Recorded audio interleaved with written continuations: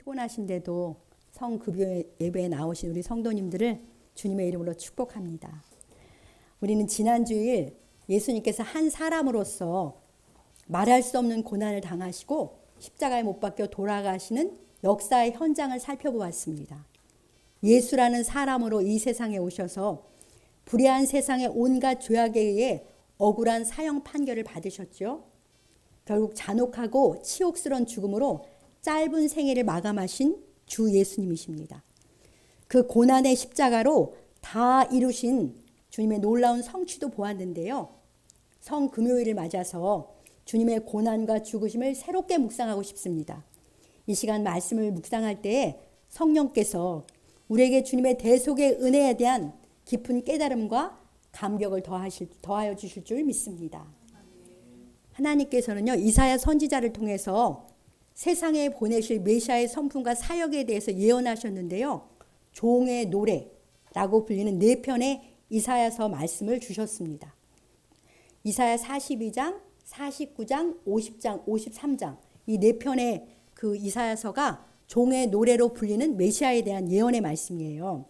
그 중에 우리가 지금 읽은 이사야 53장은 너무나도 유명한 종의 노래지요. 그래서 가장 잘 알려진 특별히 메시아의 고난에 대한 예언입니다. 읽을 때마다 어쩜 이렇게 BC 750년경에 예언된 이 말씀이 그렇게 정확하게 이루어졌을까 놀라지 않을 수 없습니다. 하나님께서는요, 보내실 메시아의 신분을 종이라고 말씀하세요. 그 백성이 그렇게 사모하는 메시아가 왕이 아니고요, 장군도 아니고 종이라고 이렇게 말씀하셨습니다. 앞서서 말씀해 주신 거죠. 그래서 오늘 본문 이사야 말씀 잘 보십시오. 52장 13절에 보니까 보라 내 종이 형통하리니 이렇게 말씀하시잖아요. 여기서 내 종은 메시아를 말씀하시는 거죠. 형통하리니, 이 형통하다는 말은 메시아가 지혜롭게 행할 것이다, 그런 뜻이에요. 하나님의 종으로서 메시아가 지혜롭게 행해가지고 15절을 보니까 어떤 일이 일어나냐면 나라들이, 그러니까 열방들이 놀라요. 열방들이 놀라게 되고 열왕들이 그로 말미암아 입을 봉하게 될 것이다, 이렇게 그렇게 예언하세요.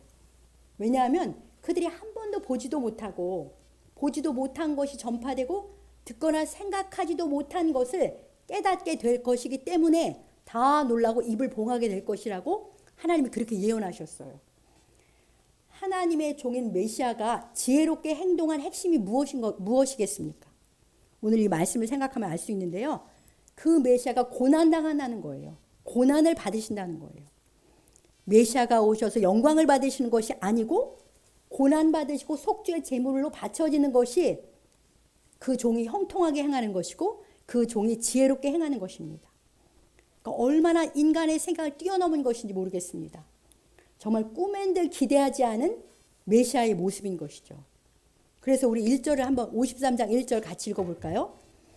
우리가 전한 것을 누가 믿었느냐? 여호와의 팔이 누구에게 나타났느냐?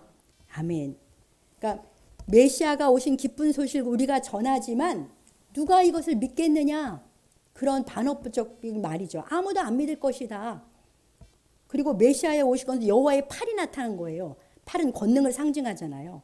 그러니까 여호와의 팔, 하나님의 구원의 권능이 나타난 것인데, 그런데 이 여호와의 팔 구원의 권능이 너무 충격적이어서 아무도 전파해도 믿지 못할 거라는 거예요. 사람들의 기대와 너무 다르기 때문이죠. 우리가 지난 주일에 볼 때 역사의 현장에서 갑자기 군중들이 무리가 돌변했잖아요. 왜냐하면 예루살렘에 올라오실 때만 해도 종려 주일만 해도 호산나 다윗의 자손이 하면서 우리를 구원하소서 이렇게 막 외치고 환호를 했었는데 갑자기 금요일엔 돌변해가지고 십자가에 못 박으라고 소리 지르는 이유가 뭐냐면 메시아가 와서 정치적으로 예루살렘에 올라와서 자기들을 구원할 것으로 기대했는데 뜻밖의 체포돼서 죄인으로 나타난 거예요. 그래 군중들이 너무 실망한 것이죠. 우리가 기대한 메시아가 아니었어. 그렇게 이제 실망을 한 거예요. 그래서 메시아를 고대하던 유대인들은 자기 메시아가 오면 세상의 어떤 왕보다도 강하고 영화로운 모습으로 오실 거라고.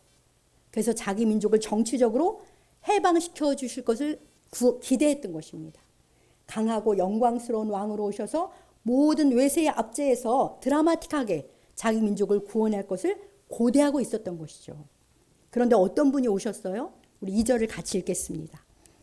그는 주 앞에서 자라나기를 연한 순 같고 마른 땅에서 나온 뿌리 같아서 고운 모양도 없고 풍채도 없은즉 우리가 보기에 흠모할 만한 아름다운 것이 없도다. 메시아는 이런 모습으로 오신 거예요. 그는 연한 순의 모습, 연한 순 같다고 했는데 연한 순은 원어에서 찾아보면은 잘리운 나무에서 자란 순을 말해요. 잘린 나무에서 자란 순이 얼마나 연약하고 볼품이 없겠습니까? 그리고 마른 땅에서 나온 뿌리라고 해요. 메마른 땅에서 뿌리가 나온다면 정말 약해 빠진 뿌리일 거 아니에요. 이렇게 볼품없고 약한 모습으로 메시아가 오신다고 하나님께서 예언하고 계시는 거예요.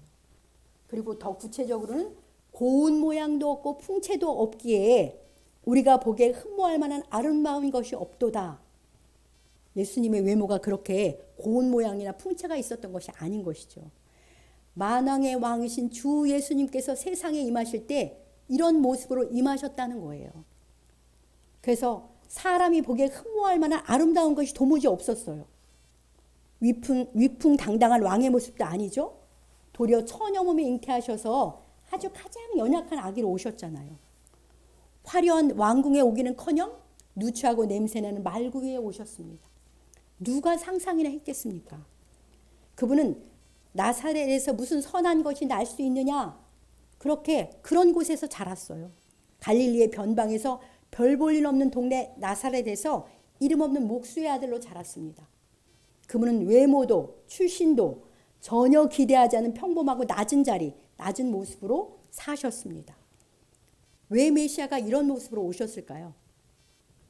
이것은 하나님의 지혜이고 능력입니다. 하나님의 구원은 강한 힘에 있지 않다. 하나님의 구원은 사랑에 있고 하나님의 구원은 공의에 있다. 이런 것을 보여주시는 것입니다. 하나님께서는 이렇게 주님 오시기 750년 전에 이사야를 통해서 아주 분명하게 말씀해 주셨어요. 이렇게 구체적으로 말씀해 주셨는데도 사람들은 메시아에 대한 인간적 선입견에 붙들려 가지고 이 말씀이 들리지 않았습니다. 이 말씀을 깨닫지 못했습니다. 우리도 정말 많은 경우에 그렇잖아요. 하나님의 뜻과 은혜를 내 선입견과 내 생각으로 오해할 때가 얼마나 많은지 몰라요. 근데 하나님이 이렇게 말씀하세요. 내 생각은 너희 생각과 달라. 내 길은 너희 길과 다르다. 어느 정도로 다르다고 하시냐면 하늘이 땅보다 높은 같이 내 길은 너희 길보다 높고 내 생각은 너희 생각보다 높다고 이사야 55장에서도 말씀하셨어요. 이 말씀을 생각하는데 정말 하나님의 뜻과 생각을 내가 얼마나 내 생각으로 이렇게 오해하고 그것을 기대하고 있을 때가 얼마나 많았는지. 그러니까 이스라엘 백성들이 이 말씀을 읽고도 메시아가 오셨을 때 알아볼 수가 없었던 거예요. 자기들의 선입견에 완전히 사로잡혀 있었기 때문에 그런 거죠. 그래서 전혀 메시아를 알아보지 못하고 어떻게 대접했냐면 3절처럼 대접을 했습니다. 3절을 같이 읽어보겠습니다. 그는 멸시를 받아 사람들에게 버림받았으며 간고를 많이 겪었으며 질고를 아는 자라. 마치 사람들이 그에게서 얼굴을 가리는 것 같이 멸시를 당하였고 우리도 그를 귀히 여기지 아니하였도다. 지난 주일에 우리가 자세히 살펴봤는데요. 사람들은 오신 메시아를 멸시하고 버렸습니다. 완악하고 무지한 사람들은 선입견에 사로잡혀서 그분을 알아보지 못했어요. 왕이 자기 땅에 왔지만 자기 백성이 알아보지 못하고 영접하지도 않습니다. 그저 별 볼 일 없는 나사렛 출신의 목수의 아들로 보면서 예수님을 전혀 귀히 여기지 않았습니다. 그래서 예수님은 가난하고 힘없고 빽 없는 그런 자가 되어서 세상의 권세자들에게 짓밟히는 모습을 우리는 지난 주일에 마태복음 26, 27장을 통해서 자세히 보았습니다. 사람들로부터 당하는 조롱과 멸시, 배신과 억울함, 거부와 배척 등이 당하는 사람에게 얼마나 큰 상처와 고통을 주는지 혹시 아십니까? 그것들은 견딜 수 없는 정신적인 고통을 주어서 사람을 죽음으로까지 내몬다는 뉴스를 우리는 많이 보잖아요. 댓글이 주로 그런 거, 악성 댓글 때문에 사람이 죽는 이유가 이런 걸 당하기 때문에 그렇잖아요. 그래서 3절에 보니까 주님이 간고를 많이 겪었다. 이 간고라는 단어가 감당하기 힘든 정신적 고통을 말하는 거예요.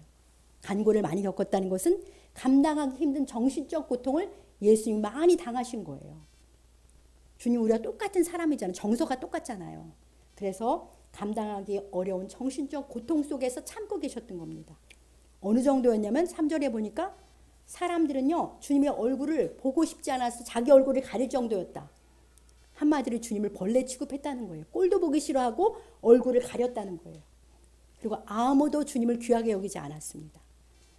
주님은 이처럼 간고를 많이 겪었습니다. 이런 따돌림이 세상에 어디 있겠습니까? 이런 소외가 어디 있습니까? 왕이신 주님은 빌라도의 법정에서 어떻게 됐습니까? 하급자, 그 군병들에 의해서 옷 벗김, 희롱, 침뱉음을 당하시잖아요. 격분시키기에 충분한 모멸과 모욕을 당하셨지만 주님은 오늘 이사야 이 53장 8절에 나온 것처럼 7절에 나온 것처럼 털 깎는 자 앞에 잠잠한 어린 양처럼 입을 열지 않고 참아내셨습니다. 그것을 참기 어렵잖아요. 주님께서 겪으신 간고와 질고가 새삼 놀랍고 마음이 아프지 않습니까? 만왕의 왕께서 어찌 이리 가장 낮은 모습으로 오셔서 아무것도 아닌 피조물들에게 이와 같은 멸시와 천대 조롱을 당하셨을까요? 4절에서 그 이유를 말씀해 주십니다. 왜 그랬는지 우리 4절을 같이 읽어보겠습니다. 그는 실로 우리의 질고를 지고 우리의 슬픔을 당하였거늘 우리는 생각하기를 그는 징벌을 받아 하나님께 매임하여 고난을 당한다 하였노라. 아멘. 주님은 죄인인 내가 마땅히 당해야 할 멸시를 대신 당하신 거예요. 추악한 내가 당해야 할 조롱과 배척을 주님이 대신 당하신 거죠. 나의 치욕과 고난의 자리에 주님은 그 자리에 내 이름으로 서 계시는 거예요. 예수님이 당하신 그 치욕과 고난의 자리는 내 이름으로 그 자리에 서 계셨기 때문에 하나님 버리고 내 뜻대로 내 욕심대로 산 나의 수치와 슬픔을 그곳에서 주님이 대신 감당하신 것입니다. 그런데 사람들은 어떻게 생각했다고요? 나와는 아무 상관이 없다고 생각하면서 무감각하게 바라보고 도리어 뭐라고만 했어요. 그는 징벌을 받아서 하나님에게 맞으며 고난을 당한다. 마땅하다. 그가 고난당하는 것이. 그렇게 생각했다는 거예요. 그뿐이 아니었잖아요. 사람들이 머리를 흔들면서 너가 남은 구원하면서 너는 구원하지 못하느냐? 메시아면 뛰어내려버려. 이렇게 많은 조롱을 했어요.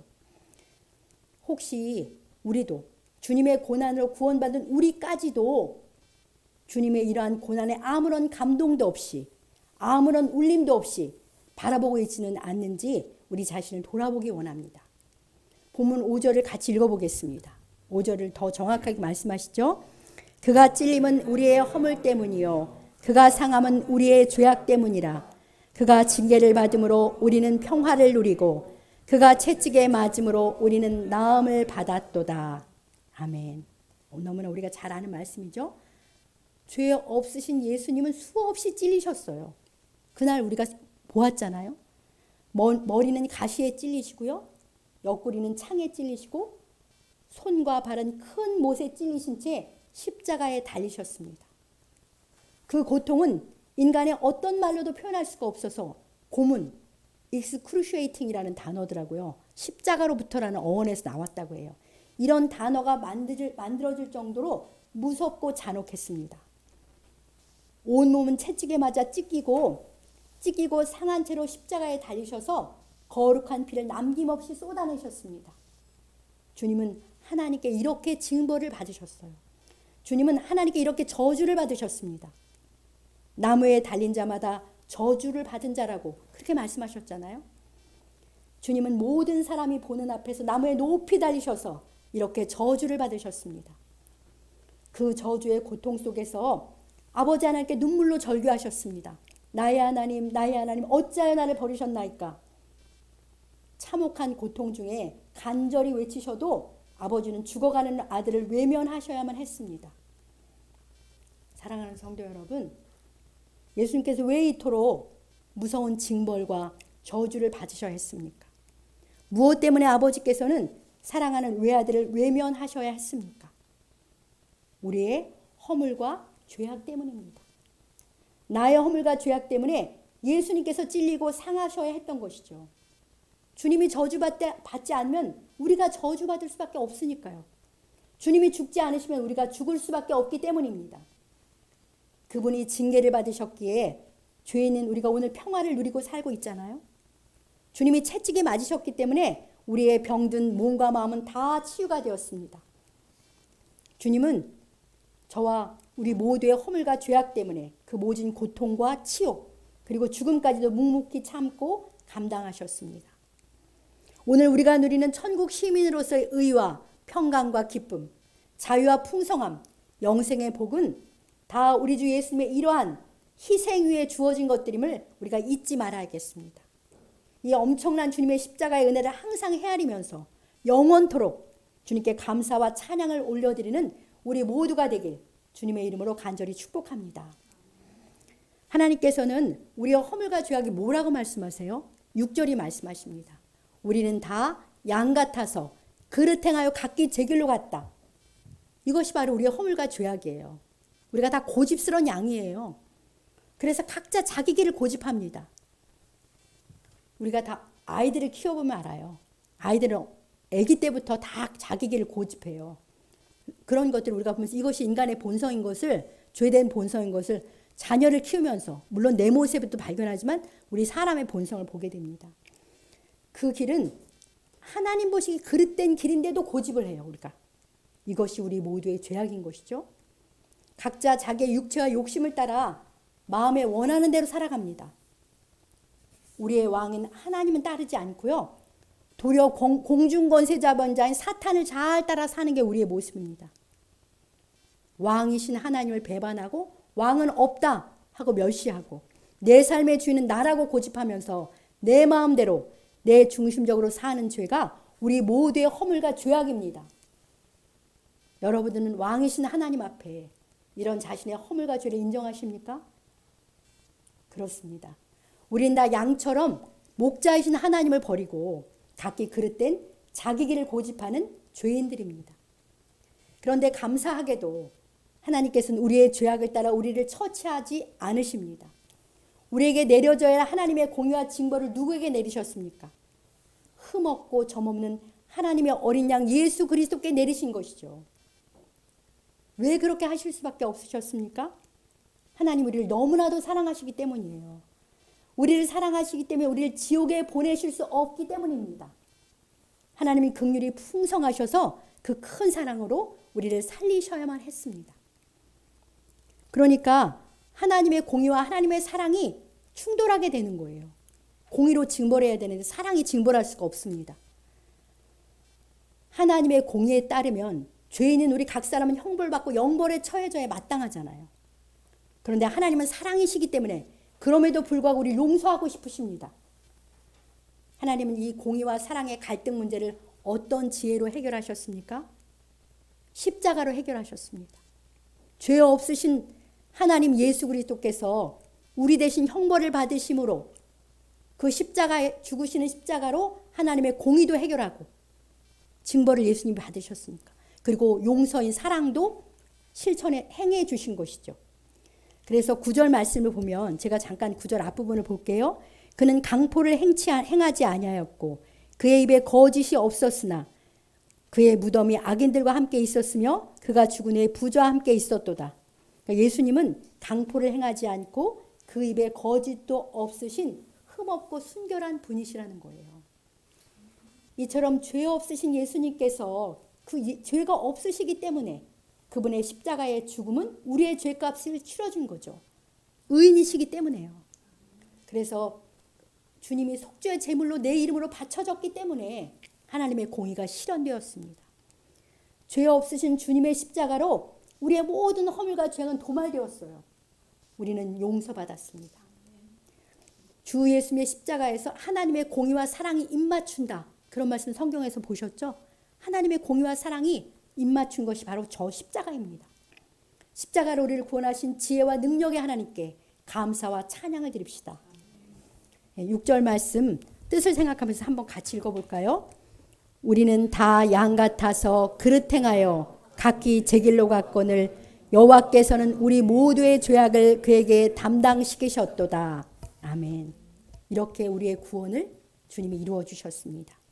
무한하신 아버지 하나님의 사랑과 우리 주 예수님의 놀라운 대속의 은총에 깊은 감사와 찬양을 날마다 올려드리는 우리가 되길 원합니다. 또 주신 구원의 선물로 인하여 기뻐하며 우리도 주님을 사랑하고 즐거이 순종하는 우리 모두가 되길 우리 주님의 이름으로 간절히 축복합니다. 끝으로 10절로 12절을 뜻을 생각하면서 함께 읽고 말씀을 마치겠습니다. 본문 10절로 12절을 뜻을 생각하면서 같이 읽어봅시다. 여호와께서 그에게 상함을 받게 하시기를 원하사 질고를 당하게 하셨은즉 그의 영혼을 속건제물로 드리게 이르면 그가 씨를 보게 되며 그의 날은 길 것이요 또 그의 손으로 여호와께서 기뻐하시는 뜻을 성취하리로다. 그가 자기 영혼의 수고한 것을 보고 만족하게 여길 것이라. 나의 의로운 종이 자기 지식으로 많은 사람을 의롭게 하며 또 그들의 죄악을 친히 담당하리로다. 그러므로 내가 그에게 존귀한 자와 함께 몫을 받게 하며 강한 자와 함께 탈취한 것을 나누게 하리니 이는 그가 자기 영혼을 버려 사망에 이르게 하며 범죄자 중 하나로 헤아림을 받았음이니라. 그러나 그가 많은 사람의 죄를 담당하며 범죄자를 위하여 기도하였느니라. 아멘.